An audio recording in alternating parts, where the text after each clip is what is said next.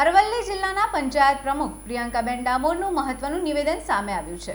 Budget માટે યોજાનાર સભાનો બહિષ્કાર કરવામાં આવશે તેવું પ્રિયંકાબેને જણાવ્યું હતું। અરવલ્લીના ડીડીઓએ મનસ્વી વર્તન કરતા હોવાનો આક્ષેપ કર્યો હતો। તમામ સદસ્યો જિલ્લા પંચાયત દ્વારા યોજાતા કાર્યક્રમોનો બહિષ્કાર કરશે તેમ જણાવ્યું હતું। જિલ્લા પંચાયત પ્રમુખ ઉપપ્રમુખ સમિતિના ચેરમેનો અને સદસ્યો બેઠકોનો બહિષ્કાર કરશે। બદલીઓ સહિતના કામોમાં સત્તાધારી પક્ષ સાથે સંકલનનો અભાવ હોવાનો આક્ષેપ કરાયો હતો। ઋતુલ પ્રજાપતિ, અસ્મિતા ભારત, અરવલ્લી।